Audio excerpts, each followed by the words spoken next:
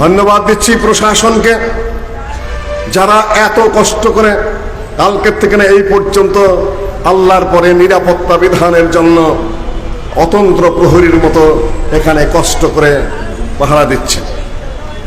আমি তবে গোয়েন্দা বিভাগের কমতি হয়তো রয়েছে, তাই না? ওরা বুঝতে পেরেছে যে গোয়েন্দার উপরটাও গোয়েন্দা আছে, দুই কান্দের ফেরেশতাও গোয়েন্দা, আল্লাহর কিতাব আল্লাহ দেখতে পাচ্ছে। এই বুদ্ধিটা বোধহয় তাদের এখন হয়েছে কিছুটা, তাই না? কাজে গোয়েন্দাদের উপস্থিতি হয়তো খুব কম হয়ে গেছে।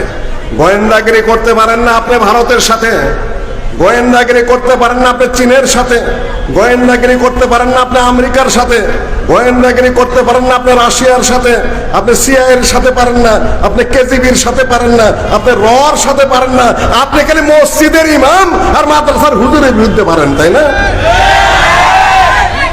সম্মানিত উপস্থিতি, বহুত করেছেন, খুবই নিকৃষ্ট মানের কাজ করেছেন এগুলা। দেশের মানুষ, দেশের নাগরিক, আপনি তার বিরুদ্ধে গোয়েন্দাগিরি করেন, মামলা দেন, ধৈরা নেমো, দেখা করেন, এই সকল শয়তানি বান্দরামি ফাত্রামি আমাদের পয়সাতে যথেষ্ট করেছেন, যেগুলোর প্রয়োজন ছিল না। এগুলা নয়, ক্রাইম যে করবে তার পিছনে লাগেন, নিরাপত্তা দেন। শিখেছেন কোথায় এই সকল শয়তানি? সেদিন পিনাকি ভট্টাচার্য ফ্রান্স থেকে বলছিল সর্বপ্রথম পুলিশ এবং গোয়েন্দারা কাদের বিরুদ্ধে লেগেছিল? ব্রিটিশের বিরুদ্ধে যারা যুদ্ধ করে, ব্রিটিশের বিরুদ্ধে যারা বাহিনী কায়েম করেছিল, কথিত ওহাবি এবং আহলাসের বিরুদ্ধে প্রথম তারা এই শয়তানি গোয়েন্দাগিরি শুরু করেছিল, ব্রিটিশের দালালি করতে দেয়া।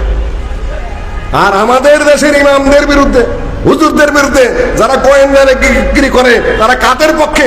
দেশের পক্ষে গোয়েন্দাগিরি করে, অন্যান্য দেশের শয়তানদের চর হয়ে তারা গোয়েন্দাগিরি করে।